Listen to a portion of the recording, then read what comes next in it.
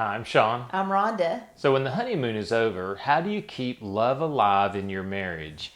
They talk about the 7-year itch, and that basically represents the length of time it takes for some couples to experience a lack of desire and interest in their marriage. In Deuteronomy 24:5, he talks about how the first year of marriage is a really important time for us to set habits in how we relate to each other. And I think those setting the habits in the first year would help, but we don't do that now in today's culture. So when we look at some of the stages of marriage or the phases we might go through, once that romantic love, that initial new, wanes and all the chemical bath we go through in our brains finishes, then what? We have an excitement about anything that's new. If you get a new house, a new place to live, a new car, new job, but then we transition over into now, how do I live and interact on a day-to-day basis? You need to be able to switch from a short-term mindset to a long-term mindset. And that's got a lot to do with perspective. A lot of times that's just feeling an adrenaline rush over the newness of something. And now we need to transition over into, now this is a permanent relationship. What if you get a new house and the excitement of decorating and getting everything going, but then the new wears off and you don't walk in and say, oh, this is amazing.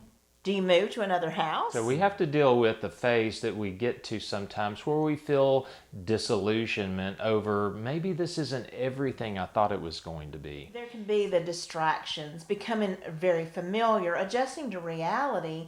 Some people even move into a phase where they want to get even. They get rebellious. And this can lead to anger and frustration.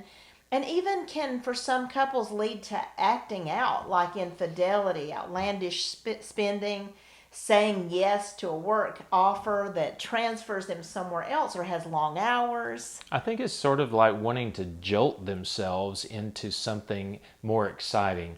And so how do you talk to your spouse about something that you feel like that you're missing, that you're needing? We need to let our spouse know, but sometimes couples will get in such a place where they can't really talk, and understanding some good communication skills, good conflict resolution skills can help. One of you is more of an external processor than the other. The other one is more of an internal processor.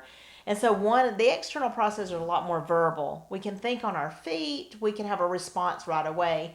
The internal processor, though, needs that quiet that the external processor gets challenged giving to be able to have a response. These things create a vicious cycle in a lot of marriages. The person who's more verbal needs to be able to quiet that and come down to the level of their less verbal spouse. The less verbal spouse needs to kind of push a little bit. If we can make brief remarks like, would you please take 5 or 10 minutes so we could just talk? Sometimes we don't know how to say something that's difficult to our spouse. It's good to let them know that and say, hey, I don't know quite how to say this right. Could you help me?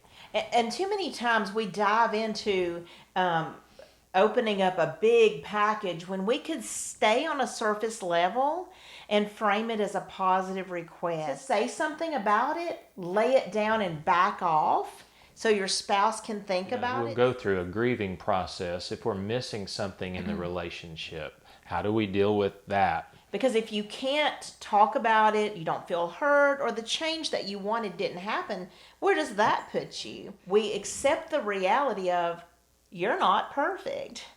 It means I learned to unconditionally love and accept you exactly where you are. I'm not trying to change you into this mold of what I envision we could look like. Instead, I'm happy with where we are and I grieve my losses. That sounds like a bad and negative thing, but it's actually a positive thing.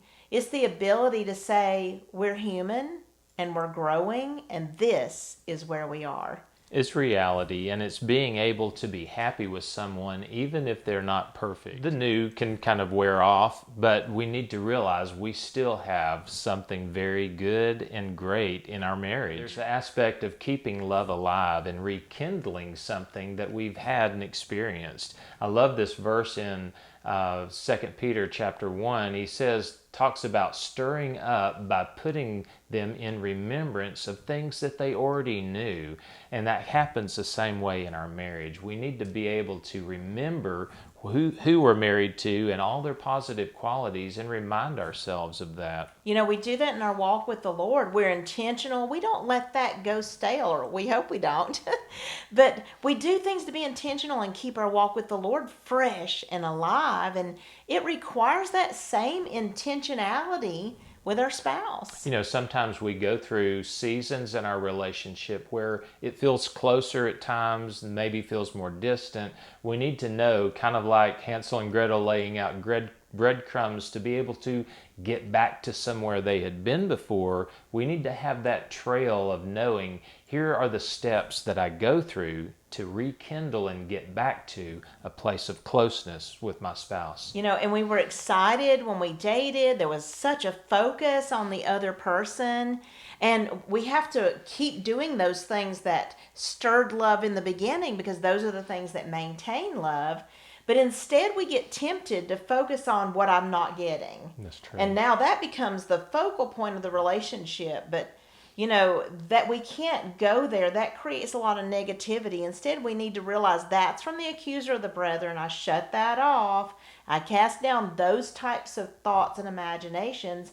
And instead, I'm excited over the person I have to do life with. Those are things that we have to watch in our relationship with God, where we have an attitude of thankfulness, where we're not focusing on everything that's not, but focusing what we have. And when we focus on dying to self, so to speak, and surrendering and having a servant's heart to not just seek to be pleased myself, but seek to serve and please my spouse, that's actually where we find life. It is. You know, one thing we have to watch out for is that things that we did in the beginning of our relationship that came naturally to us, we have to transition over into doing them intentionally. But there's so much more to grow into beyond just finding the stir, the excitement we had in the beginning. There's that love that happens over the years, over the decades, that we can look forward to. I think there's a lot of exciting things here that you can do to keep love alive in your relationship.